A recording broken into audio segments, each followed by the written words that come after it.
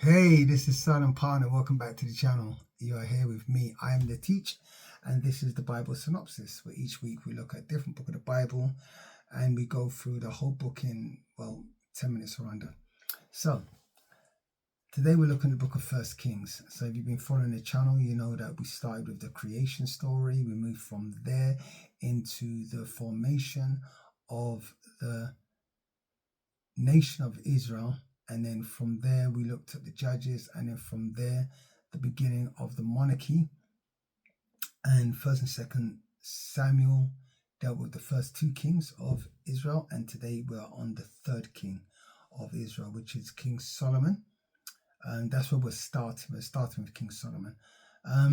So grab your pens and your pads, and I'm going to start reading through my notes. And as I'm reading through my notes, you should be taking your own notes, and we should be learning together. So the book of First Kings forms part of the Old Testament and chronicles the history of Israel from the final days of King David's reign to the division of the United Kingdom. Now, what does that mean? Under King David, the whole nation was united. He managed to pull Judah and Israel together, and everybody they begged him basically to be the king of Israel. This was God's will. God wanted him to be the next king after Saul. But then after he died, the kingdom became divided back into the northern kingdom of Israel and the southern kingdom of Judah. This highlights the spiritual and political struggles of the nation at that time and emphasizes the consequences of disobedience to God. According to Jewish law, however, Solomon was not next in line to become the king. Now, the next in line would have been the firstborn. So this caused some problems. Because he was not first in line to succeed him, while King David was dying, at one point there were two separate coronations going on at the same time. So while King Solomon was being crowned king of Israel, somewhere else the firstborn was also being crowned king of Israel. And this caused a tense moment where they had to wake up this dying king from his sleep to say to him, look, who is the rightful heir and who will be king of Israel and succeed you as king after you die? And obviously he says King Solomon. But yeah, that also caused some problems later on as well. Anyway, King Solomon begins. First Kings begins with Solomon ascending to the throne after King David's death.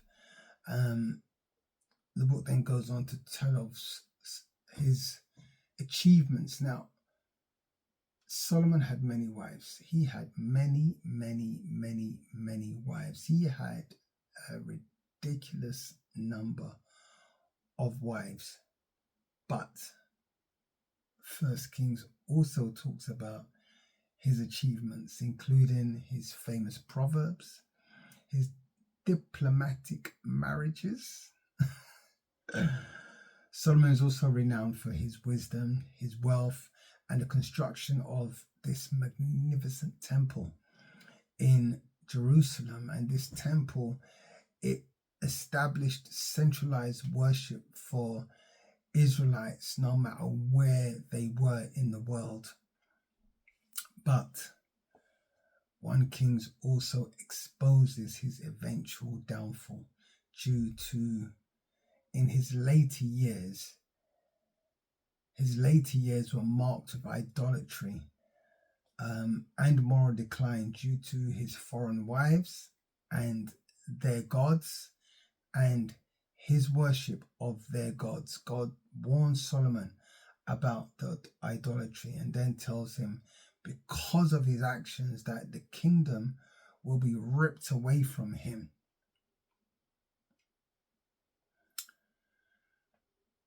And his line will not continue, and that God will rip the kingdom out of his hand and out of the hand of his son. But because of the covenant that God had made with Solomon's father, King David, God will allow Solomon to keep just one tribe.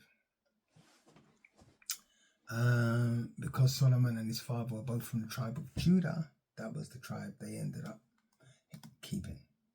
Now, after Solomon's death, his son Rehoboam, he had some harsh policies.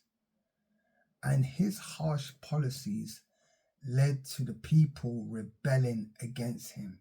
And so there was this revolt. And when they revolted, the kingdom was split in two. And this also fulfilled the prophecy that Solomon had received. So that was Rehoboam. Rehoboam was Solomon's son.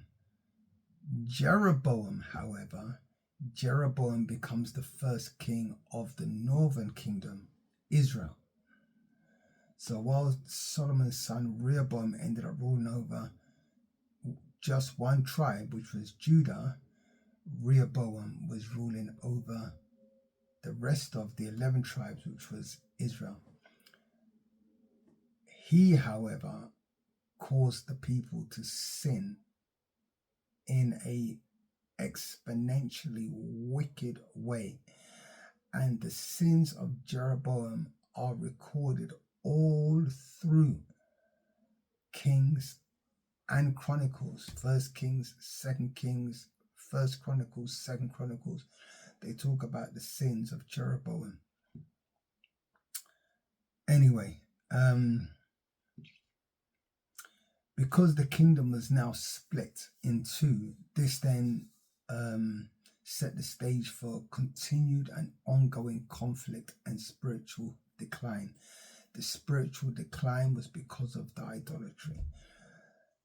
So, First Kings goes on to explain the reign of various kings in both kingdoms, portraying their successes and failures, but paying particular emphasis on their idol worship, particularly the worship of Baal, and especially under kings such as Ahab. So prophets like Elijah confront kings like Ahab and Jezebel, Queen Jezebel, over their Baal worship. First Kings highlights Elijah's dramatic showdown with the prophets of Baal on Mount Carmel and demonstrates God's power and calls the people back to the worship of one true God. Prophets like Elisha also emerged as key figures during this period, standing against the corrupt practices and calling the people back to the worship of Yahweh God. So throughout First Kings, or 1 Kings, if you prefer to call it that, we see faithfulness and faithlessness in leadership, and how divine judgment is always prevalent, culminating in a powerful message about the consequences of turning away from God and the importance of following his commands. The book of First Kings is a historical account that details the reign of several kings of Israel and Judah, beginning with King Solomon and concluding with the reign of Ahaziah of Israel. And this has been First Kings. Thank you.